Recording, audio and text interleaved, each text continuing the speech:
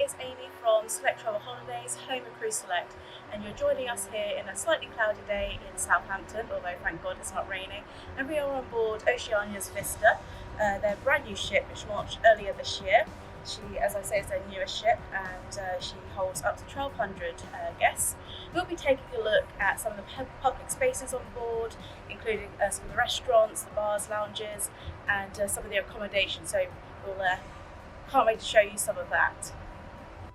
Vista is the first in the new Allura class, and she'll be followed by her sister Allura as of 2025, although Allura will be going on sale soon, so keep your eyes peeled out for that. So as I say, Vista, the first of the Allura class, is also the first new purpose-built ship for Oceania since Marina and Riviera, the O class in 2011 and 2012. So it's been a while since I've had a purpose-built ship. Serena, who was the most recent edition in 2016, was actually originally one of the Renaissance R-class ships, along with the rest of Oceania's fleet, Regatta, Insignia and Nautica. So that gives you a little bit of a background of the Oceania fleet if you haven't met any of them already. They are premium boutique sized ships, carrying no more than 1,250 guests. As I say, Vista carries 1,200, so she's very much in keeping with much of what makes Oceania special. And as you'll see, she has a lot of their sort of, their popular signatures like Polo Grill, Red Ginger and Toscanas, but obviously slightly updated, as well as some new additions which we'll be looking at. Now, we started our ship tour on deck 14 in Horizons, which is one of Vista's signature spaces. This is a really stunning, very spacious, lightly coloured, very modern contemporary lounge area, which is also where you have afternoon teas if you're a fan.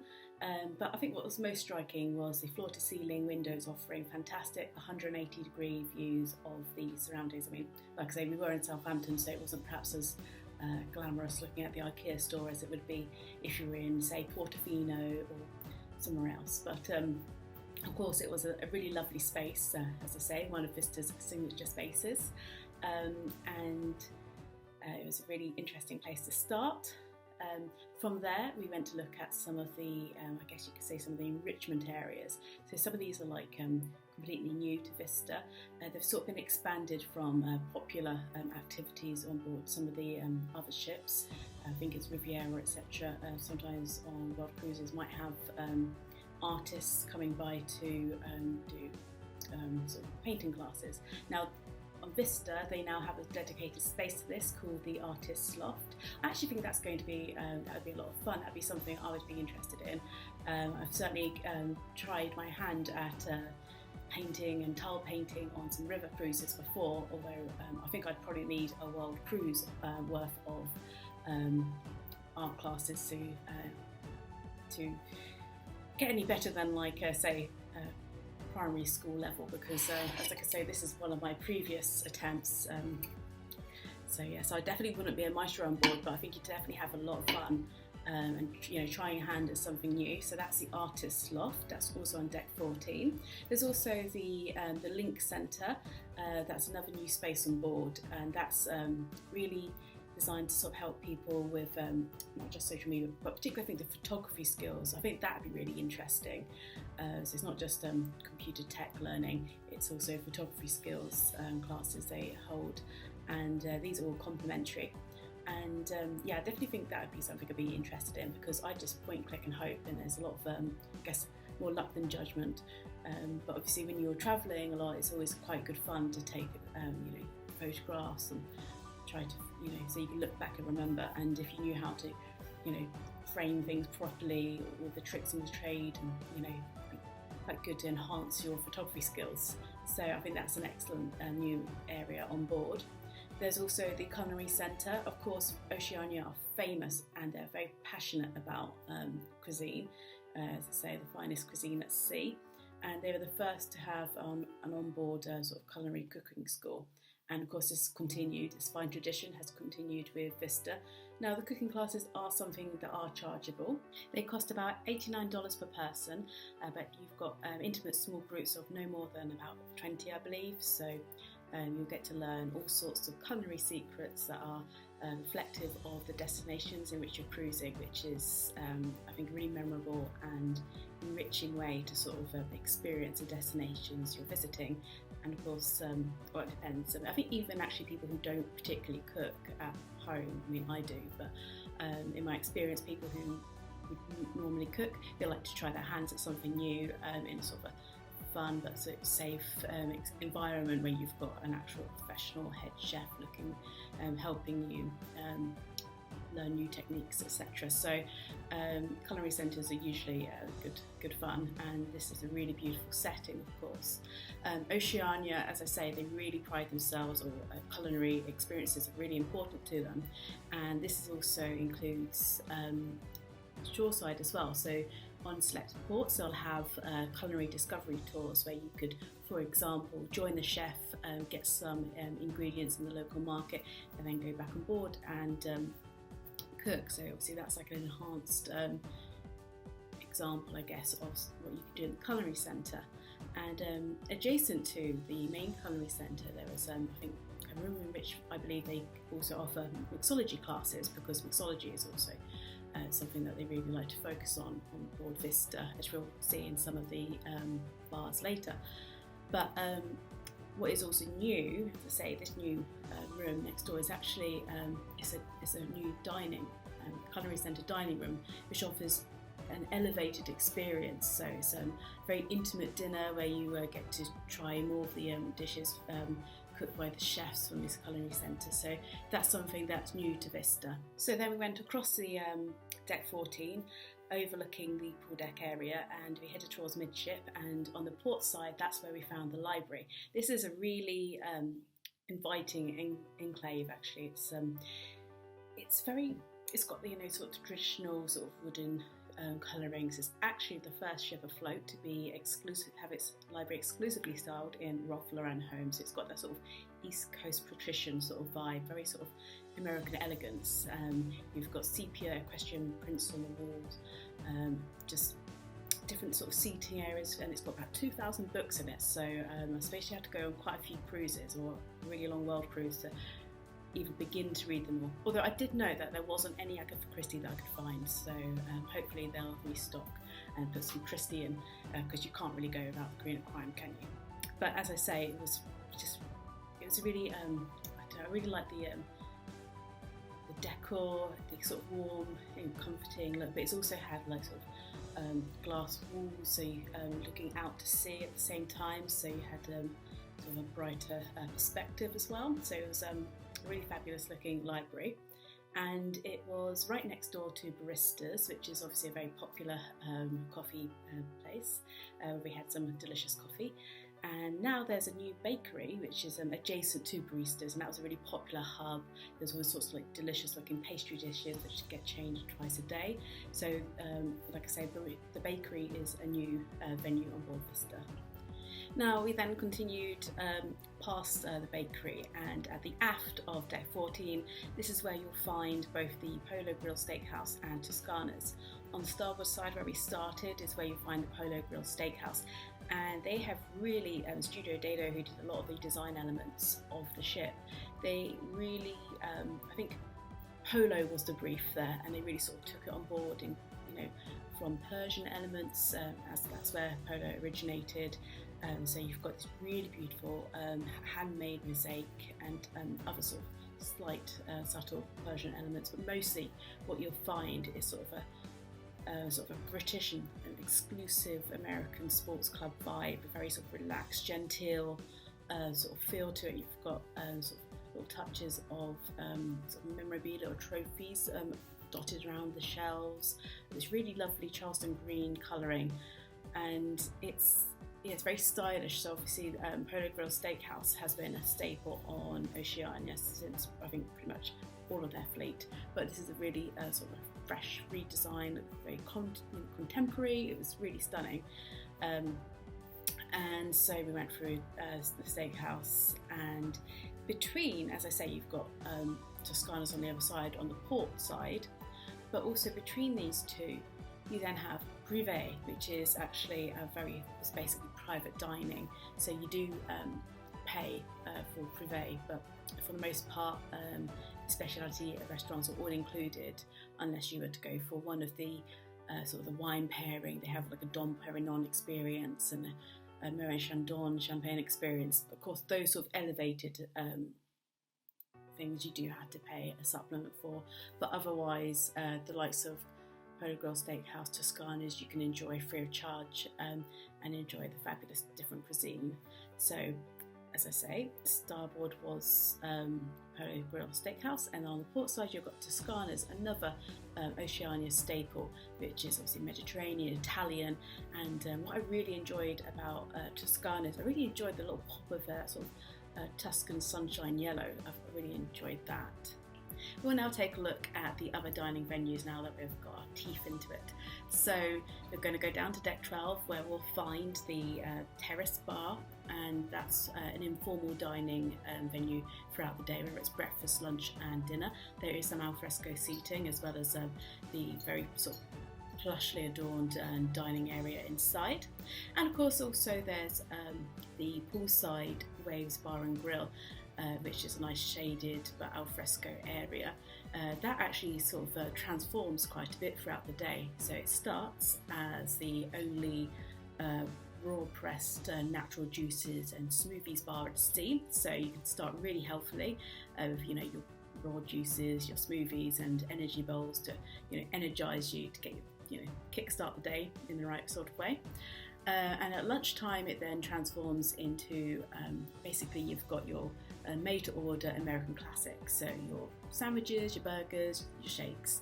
And at night, it's another transformation. It now becomes an authentic Neapolitan trattoria, complete with a pizza oven in the centre. So the Waves Bar and Grill sees lots of different things throughout the day, but offers plenty of delicious food and a lovely sort of shaded poolside setting. Also on deck 12 you'll find the Aquamar Kitchen, which is one of the 4 brand new dining concepts on board Vista. It's open for breakfast and lunch, and it really focuses on wellness, and so you'll also be able to find your natural juice smoothie things for breakfast here, as well as granola bowls and really kind of like healthy alternative flexitarian sort of diety stuff. So it was actually a really beautiful setting. It's designed to have that sort of coastal chic airiness to sort of make you think of being on like a Greek island, because obviously the Mediterranean diet is very healthy. So obviously they took some inspiration from that and used it to reflect here. Personally, I really love the big, large sort of bench table. That was also gorgeous. So again, that's a new venue on board Vista. Now we're going to head to deck 5, and we're going to scoot past the boutiques, where we're going to find Red Ginger, a classic Oceania specialty restaurant which features Asian cuisine of all different types, Korean, Chinese, Vietnamese, etc. They've obviously taken some design inspirations from traditional elements, but also mixed it up with more contemporary feel. I really enjoyed the sort of the printed screens and the lights that were meant to sort of be inspired by Vietnamese hanging lanterns, and the little cabinet with the pottery by the entrance. I thought they were nice little touches. And then we've also got a brand new restaurant for Vista, Ember. So Ember is American classics with a modern twist. So you think of lobster mac and cheese, you've got grilled beef tenderloin, herb crusted chicken, and a special Ember cheeseburger. Gosh, I should probably stop now before I get myself too hungry. And so what the Studio Dado team have done with this is they have drawn inspiration from American craftsmanship, so you'll find both rustic and industrial elements here. What I particularly liked was the sort of the barrel-shaped brick vaulted ceiling. I thought that was a really nice touch, and there's sort of a central fireplace, which I guess is reminiscent of the restaurant's name. So that's a brand new venue on board Vista. And last but by no means least, we have the grand dining room on deck 6. This is obviously the main dining room, as the name sort of suggests, slightly elevated of course, and it's truly a beautiful venue. Its design was actually inspired by the world's finest conservatories, so there's like subtle little garden motifs like the hydrangea inspired chandeliers, but I just really loved how crisp and bright and airy it was. Just had quite an uplifting sort of feel to it actually, and of course we had an absolutely fabulous lunch on board, but that's just obviously a little taster of what would be available.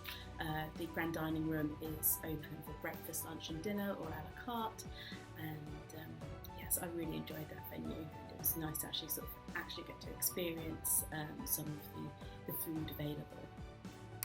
And now we're going to move away from the dining venues and look at some of the other public areas along the ship. On decks 5 and 6, that's where you find the grand staircase, which is one of Vista's signature spaces.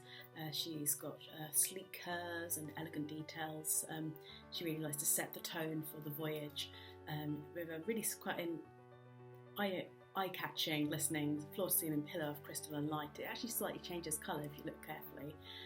So this obviously one of the first things you'll see when you get on board, and it'll obviously be impressive. And so on deck 5, at the bottom of the staircase, that's where you'll find your reception services, etc.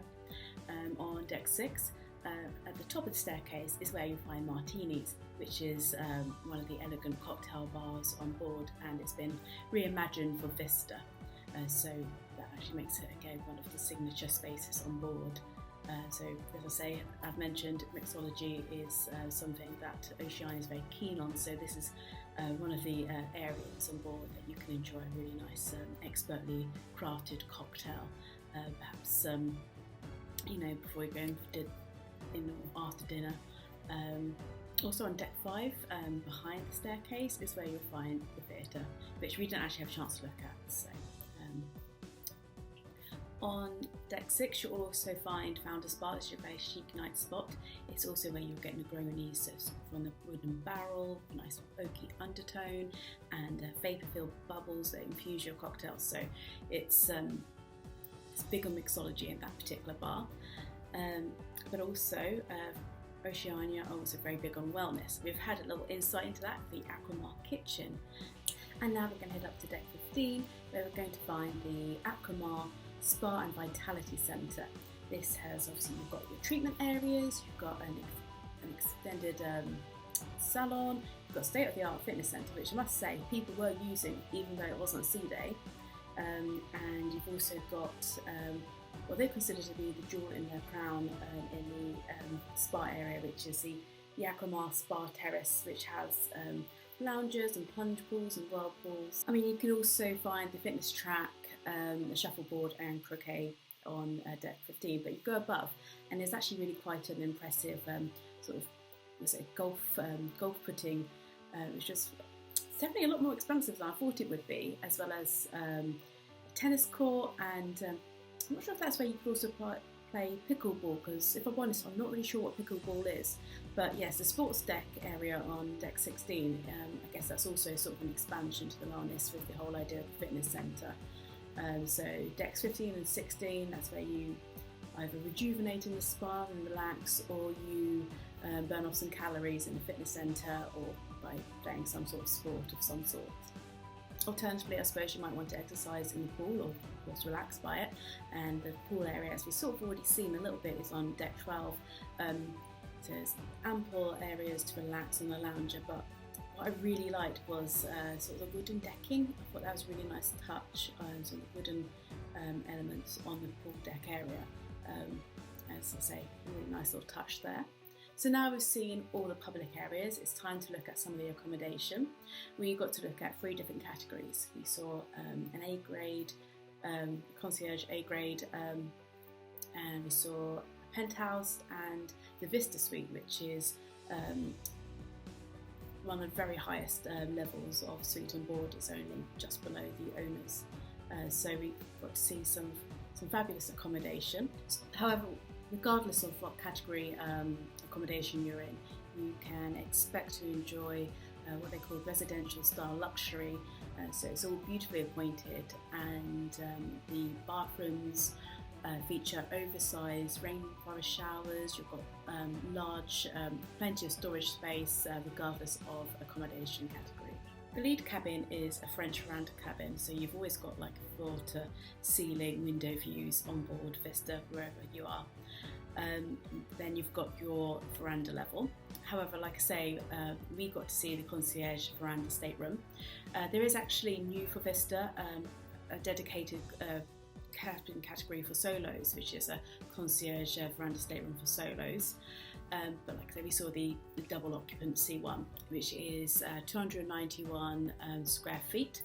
It's found on all of the accommodation decks, which is 7, 8, 9, 10, 11 and 12.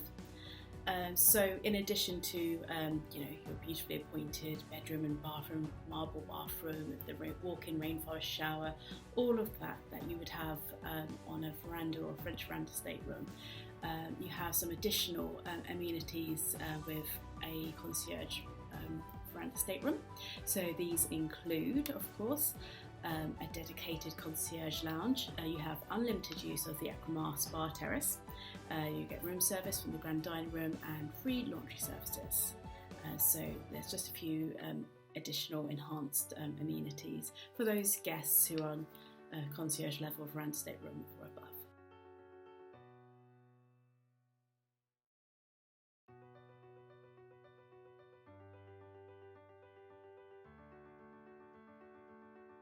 The leading entry suite is the penthouse suite, which we got to see an example of. These are found on decks 7, 10 and 11, and they measure 440 square feet. So as you can expect, they're beautifully appointed. They have some added luxuries such as a walk-in closet, an oversized bathroom with dual vanities, and of course a large private veranda overlooking the sea. You also have some additional benefits such as unlimited use of the sublime Aquamar spa terrace along with butler service, and you have keycard access to the suites only executive lounge with a dedicated concierge. So as I say, as you go up you get a few more little enhancements. So from the penthouse suite we then saw the Vista suite, which is, as I say, only one category below the owner's suite. So it's very up in the top echelons of the accommodation on board Vista. So we're very lucky to have a look at one of them. There are 8 Vista suites on board. You can find them on decks 8, 9 and 10. They measure between 1,450 to 1,850 square feet of living space, and they tend to occupy very lofty locations that afford really stunning 180-degree views, and they're designed to be the ultimate seaside villas.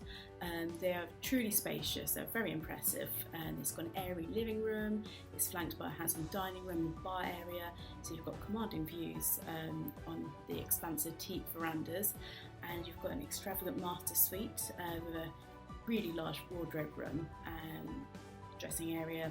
You know, you really can't complain about storage space in the Vista suite, to be honest. And then you've got a beautiful master bathroom, a porcelain soaking tub, and yeah, it was a really stunning area. But as I said, there's only 8 on board, and they're incredibly extravagant. But I think certainly that'd be something nice to spend, perhaps celebrate a wedding anniversary or something, or just to treat yourself. So, as I say, we only got to see 3 different categories of accommodation on board, but they're all fabulous, as I'm sure you'll agree, and the public areas again were beautiful. This is a really lovely ship, and you know, I think it's really great to see how contemporary it is, how spacious, and I really hope you've enjoyed our ship tour of Vista. So thank you for joining us.